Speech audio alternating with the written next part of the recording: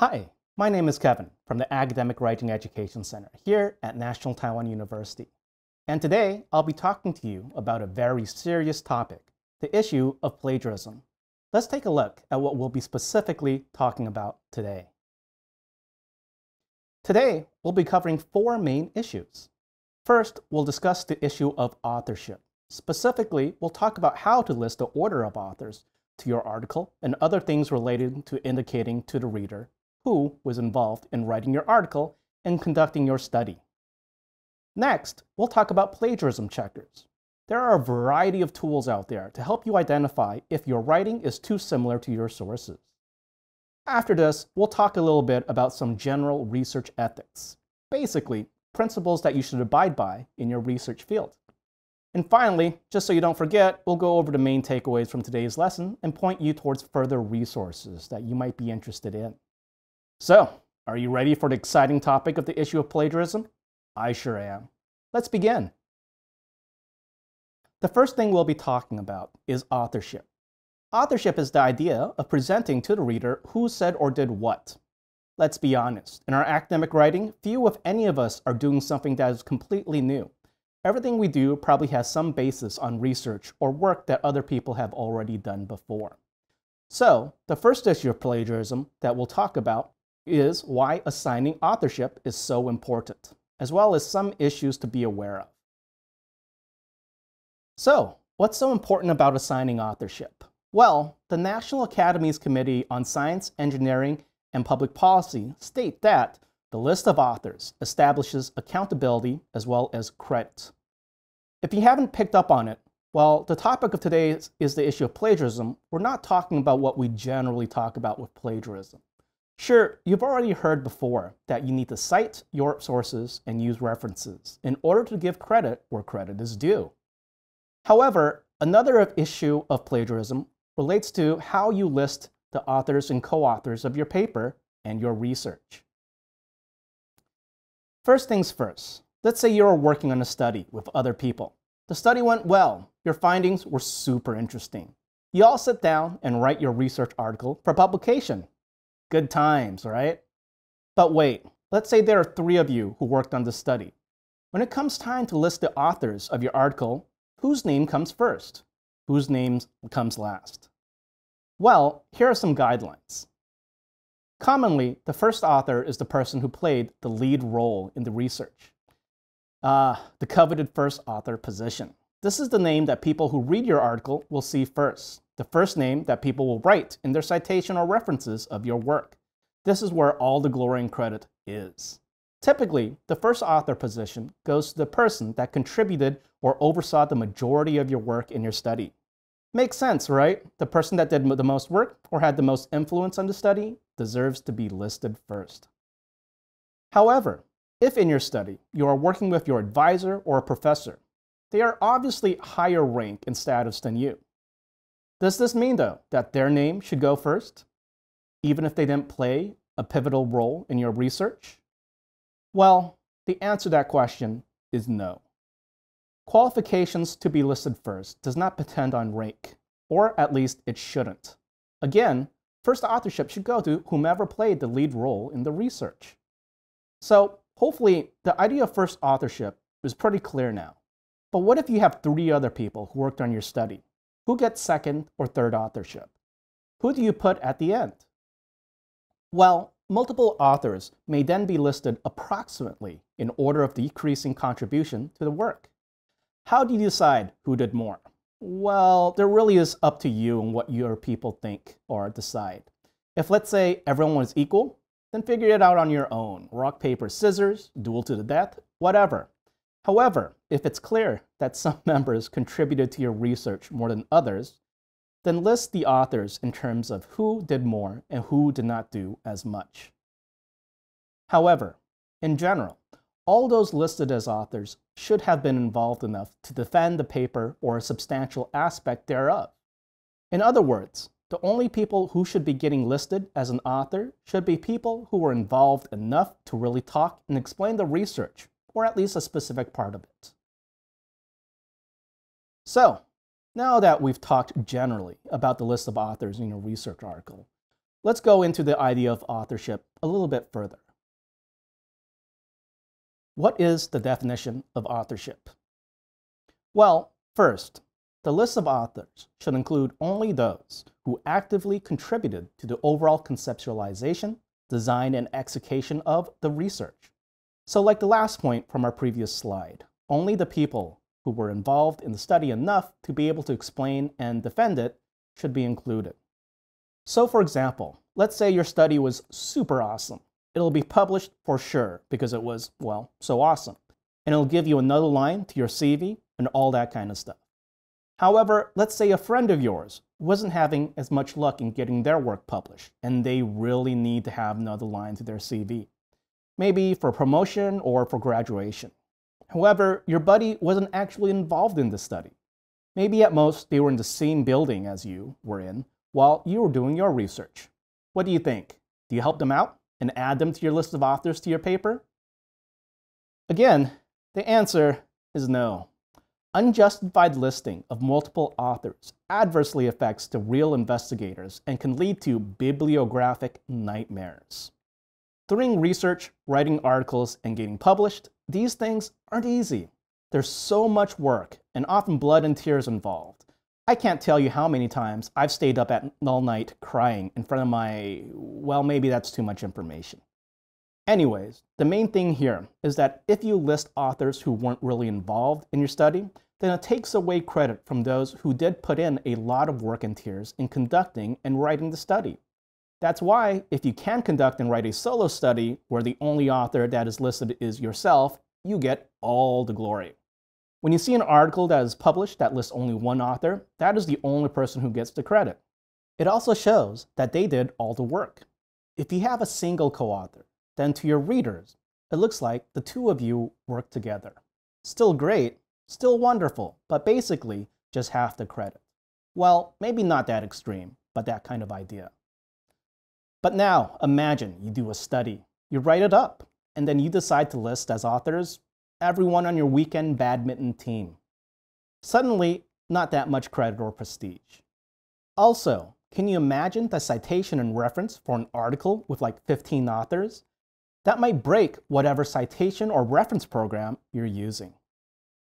So, hopefully, it's clear that authorship should only include people who did the work and thus deserve the credit. So now, let's talk about practices that we should avoid. First, acceptance or ascription of an honorary authorship. Don't give an honorary authorship to someone not involved in the study, and also then have yourself listed as an author in a study that you were not a part of. While it would be super awesome to get your name on more publications, again, it's wrong. You're taking away credit from the people who did the work. And maybe you're pushing a poor research assistant or someone who did a lot of work for the study off the list. Acceptance or ascription of a gift authorship. This happens sometimes. As we all probably know, publications are one of the most important things in academia, and thus giving or receiving the gift of authorship might seem like such a great honor.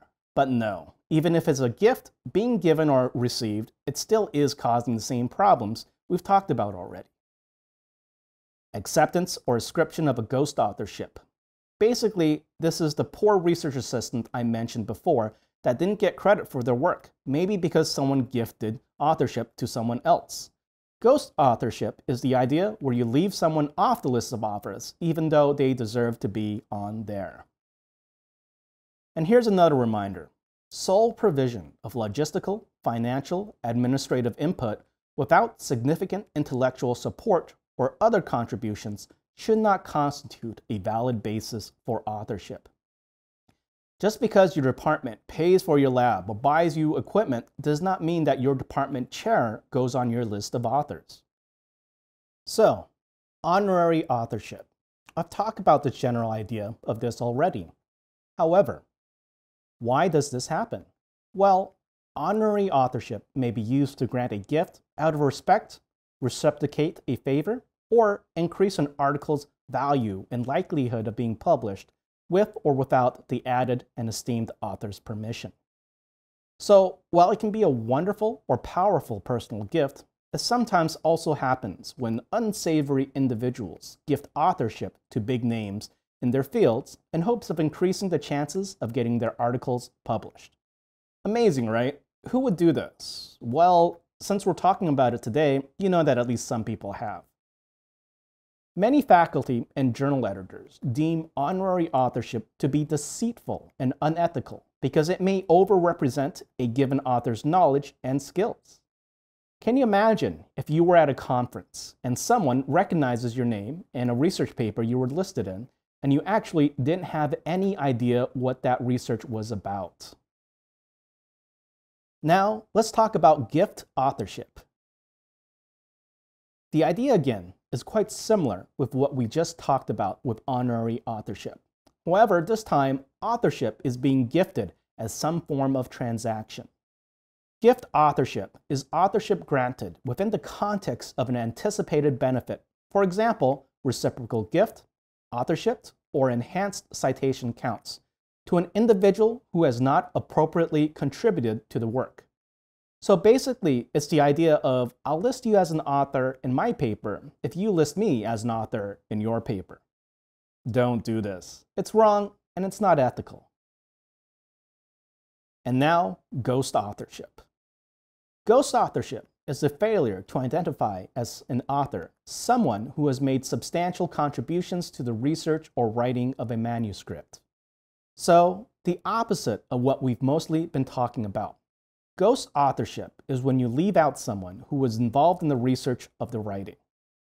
This includes circumstances, for example, in which someone might be hired to create or improve a product with an understanding that no author credit will be assigned. That poor research assistant. So hopefully I've made it clear to you by this point why authorship is so important and why giving authorship to people who are not involved in the work can be problematic and unethical. Now, let's talk about what different journals do with authorship. While there are a myriad of journals out there with many different ways of handling authorship, here are some common methods that journals do. Some journals require a list of which author or authors did what. Basically, they ask whoever is submitting the article to actually list out what each author did. Another method that journals do is that some journals publish the list of contributors within the paper itself. In other words, the contribution of each author is actually printed with the article. And finally, another common method that journals employ is that they keep this information for themselves. In other words, you submit lists of contributors of what each author does not get published with this paper, and instead is information that the journal keeps on file internally. So, we've talked about authorship, things to avoid, and what journals do with a list of contributors. Now, let's talk about how to write the actual author names to your paper.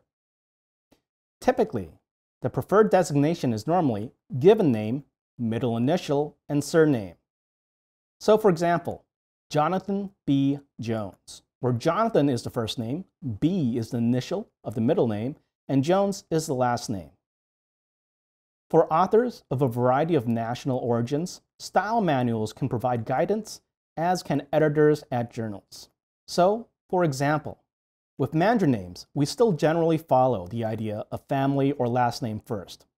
If, however, your name doesn't fit this model, well, ask your journal or refer to a style guide. So, whatever form you go with your name, it's going to be very important to be consistent. Whatever format a scientist chooses, the author should use it consistently in English language scientific papers. So, for example, don't write your name as Shou Chu Chia in one paper, and then Shou Chu, one word, Qian, in another paper, and S. Qian in another. You want your publication history to be clear. You don't want to look like three different people. Also, in general, scientific journals do not print degrees after authors' names, and do not include titles such as doctor.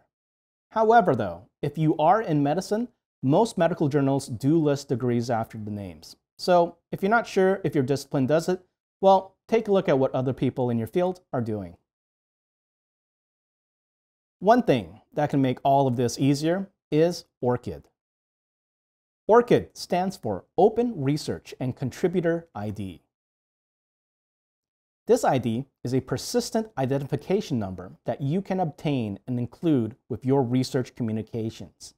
Basically, it's like a researcher's ID or driver's license. Instead of just tracking you through your name, it uses an ID number which keeps things very clear and consistent. In fact, many journals now ask authors to supply their ORCID identifiers. Getting an ORCID is pretty simple and straightforward and only takes a few minutes. Isn't technology wonderful? If you'd like more information about ORCID, or maybe you want to get your own ORCID, check out orcid.org. Wow, we've sure talked about a lot of things so far about authorship, but don't worry, we're almost done. With this topic, at least. The last thing I want to talk to you about authorship is the idea of the corresponding author. So, let's say you finished the paper, listed your authorship, all that fun stuff. Now it comes time to submit your article to a journal. If you had 5 people doing the research, does everyone submit a copy to the journal? Of course not. Instead, one person will submit the paper to the journal. This person who submits the paper is the corresponding author. This corresponding author is a person that the journal will communicate with. So typically, the corresponding author submits the paper, receives the editor's decision whether to publish, submits revisions, works with the editorial office after acceptance with things such as answering questions from the manuscript editor and checking page proofs, and responds to inquiries from the readers. So, in other words, this corresponding author is a person that will be the face of the team in communicating with the journal and others.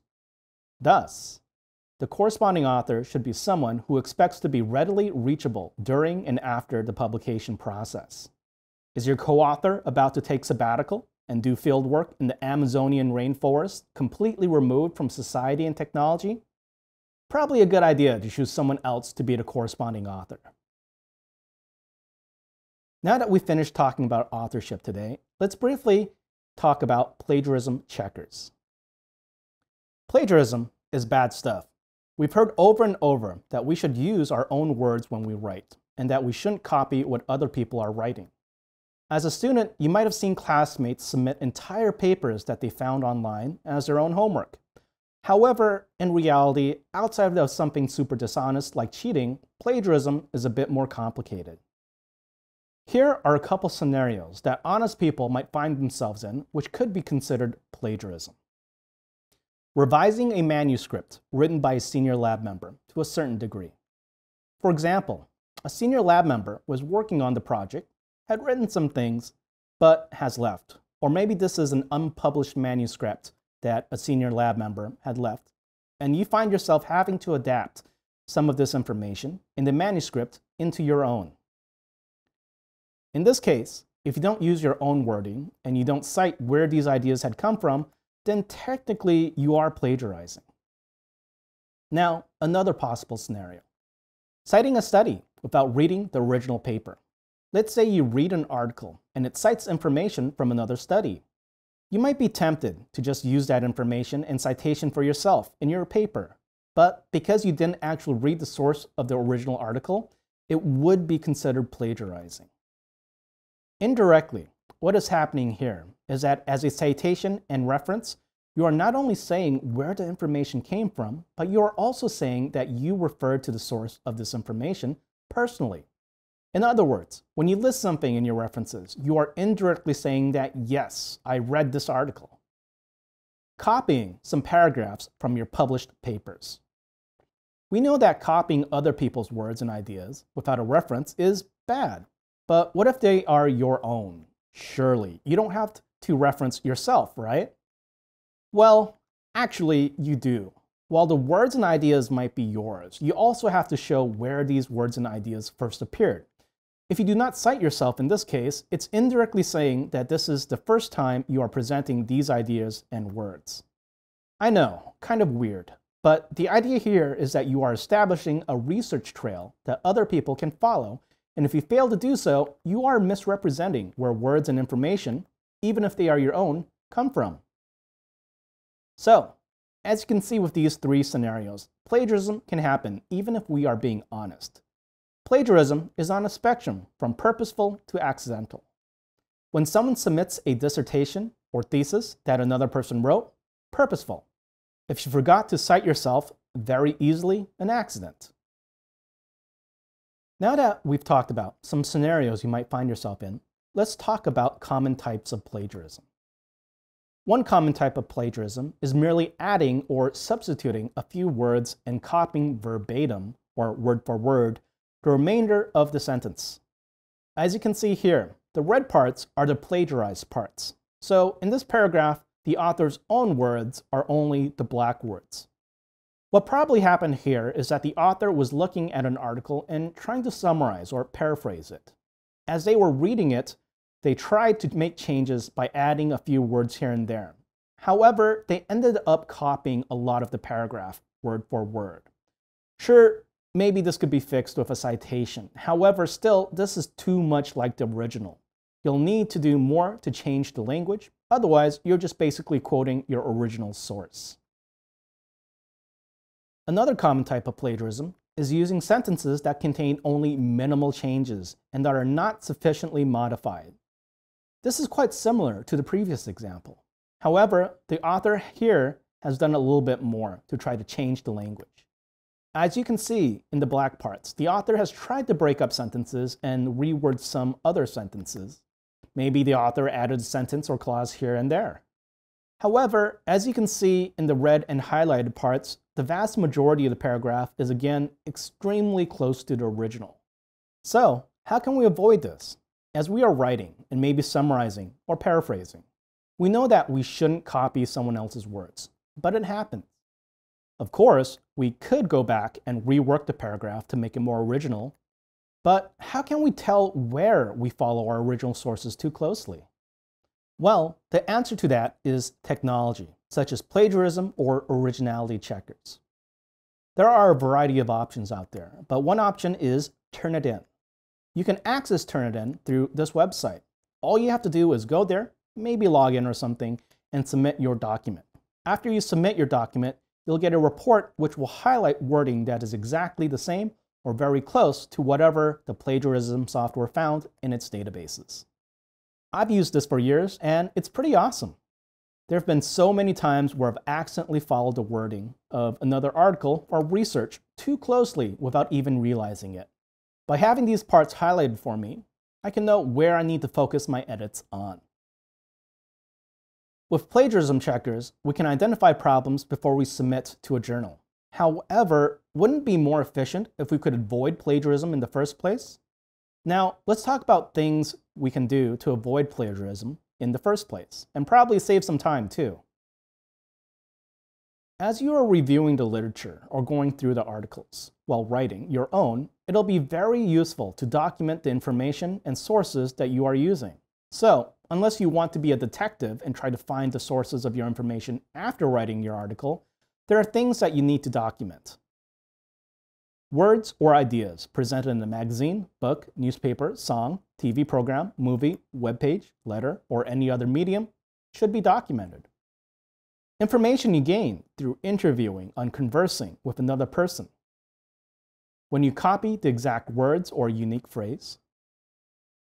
When you reprint any diagrams, illustration, charts, and pictures. When you reuse or repost any electronically available media, including images, audio, video, or other media. The bottom line, document any words, ideas, or other productions that originate somewhere outside of you. Instead of putting in all your citations and references after the writing process, keep track and document things as you are writing. Trust me, this will save you a whole lot of time. Can you imagine if you used a diagram from an article you read, but then you forgot which article you got it from?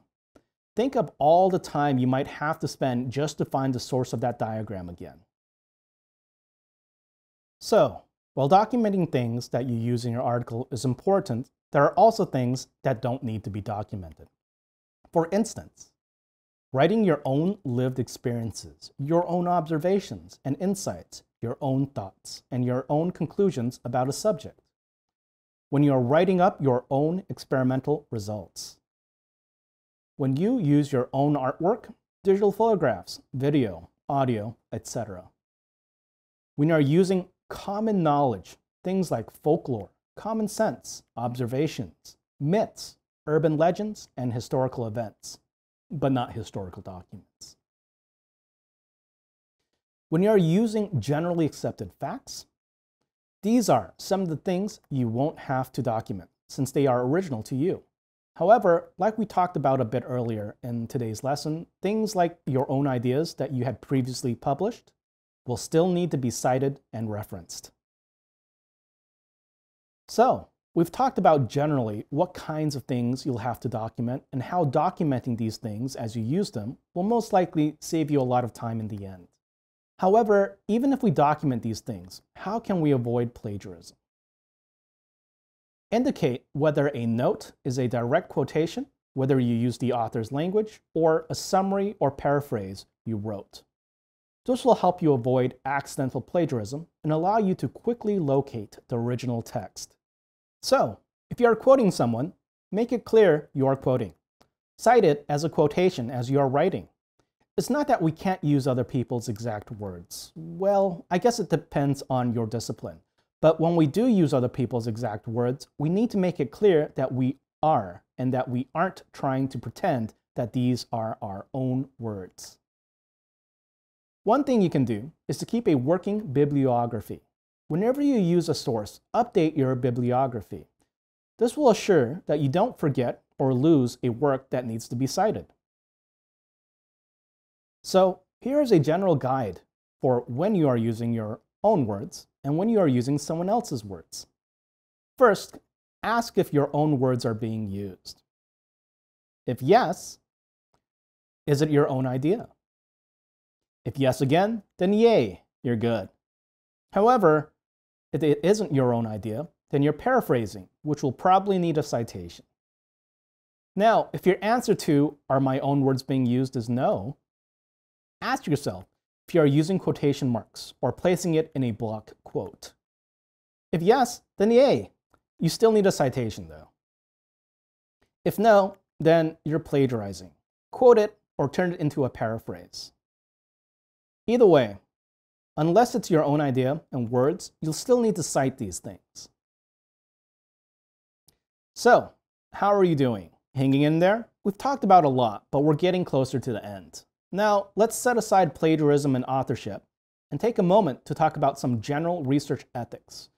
What I'll be talking to you about are some general guidelines. However, for every discipline and department, things might be slightly different. The first thing we'll talk about research ethics is honesty. In order to be an ethical researcher, publishing ethical work, it's going to be important to honestly report data, results, methods, and procedures, and publication status. Also, do not fabricate, falsify, or misrepresent data. Sure, we can probably finish a PhD dissertation in a week if we just fabricated or falsified all of our data, or lied about what we actually did. However, that's obviously wrong and unethical. Be honest in your work. If something in your statistics aren't significant, don't play with the data to make it significant. Next is objectivity.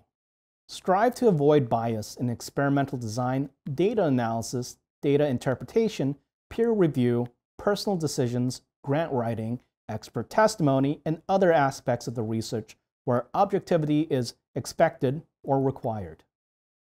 We all have our own beliefs and opinions, but let's say you believe that a specific vitamin treatment works, but all of your data and results are showing that it doesn't.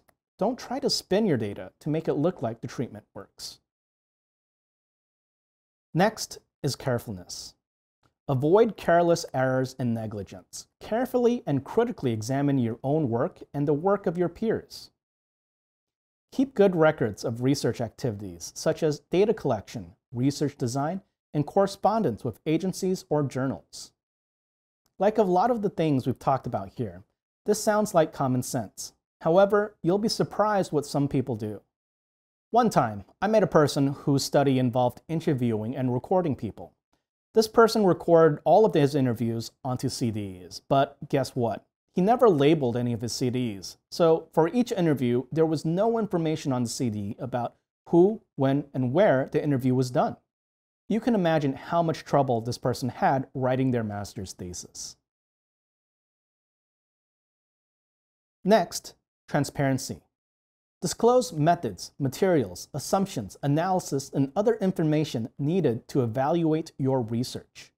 Make it clear to your readers how you arrived at your results. Don't just say, "We analyzed the data." How did you arrive at your conclusions? Next, intellectual property. Honor patents, copyrights, and other forms of intellectual property. Do not use unpublished data, methods, or results without permission. Give proper acknowledgement or credit for all contributions to research. Basically, never plagiarize. Now we'll talk about things that will be more specific and nuanced in each of your disciplines. However, in general, these are some principles to follow in order to maintain ethical standards in your research. Confidentiality. Protect confidential communications, such as papers or grants submitted for publication, personal records, trade or military secrets, and patient records. If, let's say, you accidentally left the personal information of the people involved in your study on a website that people could see, for example, maybe addresses, telephone numbers, or ID numbers, it's not hard to see how bad things could happen. Next, social responsibility.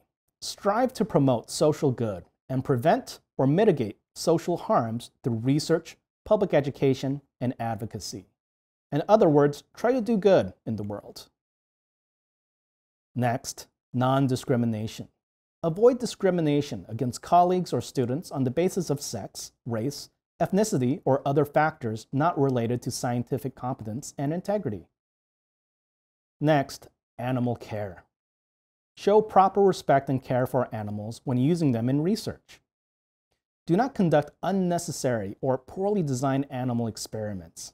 If an animal is going to suffer or die in your research, at least treat them with respect and give them the best possible life they can have before they are sacrificed. Next, human subjects protection. When conducting research on human subjects, minimize harm and risks and maximize benefits. Respect human dignity, privacy, and autonomy. Take special precautions with vulnerable populations, and strive to distribute the benefits and burdens of research fairly. We've covered some pretty heavy stuff in this section, but here are some reminders if you are working with human subjects in your research. The human subjects in your project must participate willingly, having been adequately informed about the research.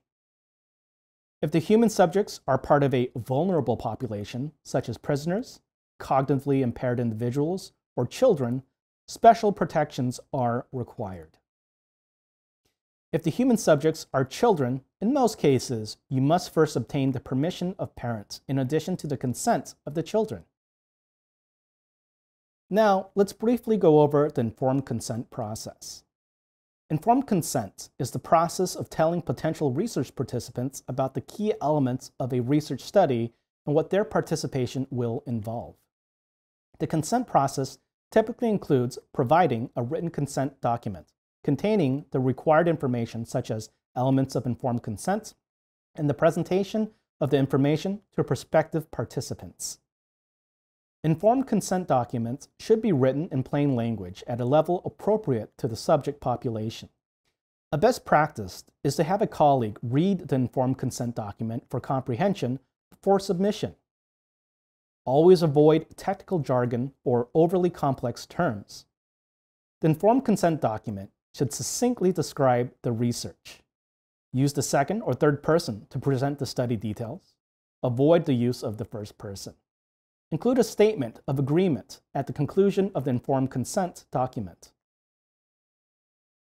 A collection of informed consent, assent, and debriefing templates that can be used for your human participant research study are available online. You'll be able to find all of these things online or through your school. A listing of over 1,000 laws, regulations, and guidelines on human subjects protections in 133 countries and from many international organizations are also available online. The laws, regulations, and guidelines are classified into 9 categories, as you can see here. So, are you still with me? We've covered so much material together, some more exciting than others, I'm sure.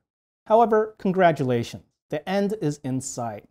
We've talked about authorship, plagiarism, and plagiarism checkers, and now research ethics. The research ethics I talked about were quite broad and basic and, well, really up to your school and department. The main idea with the research ethics is that not only do you have to be honest in your work, you also need to respect life and people. Anyways, let's move on to the key takeaways. Always strive to meet the above ethical guidelines. While specifics and laws might differ depending on your discipline and where your research is being conducted, always strive to meet ethical guidelines. So, now for the key takeaway from our talk today. The issue of authorship needs to be very clearly and carefully thought through. Researchers must consider the ethical issues raised by their research, weigh the risks against the benefits, and take responsibility for their decisions. Here are some web addresses for the Office of Research Integrity at various institutions. You'll be able to find more information than you'll ever want to know here. If you're still watching, thank you so much for hanging in there. Research ethics and plagiarism aren't the most exciting of topics, yet they are incredibly important in your research and publication careers. It's always exponentially easier to avoid making mistakes the first time instead of trying to fix your mistakes at the end. Again, my name is Kevin, and I'm from the Academic Writing Education Center here at National Taiwan University. Best of luck in your research and writing endeavors.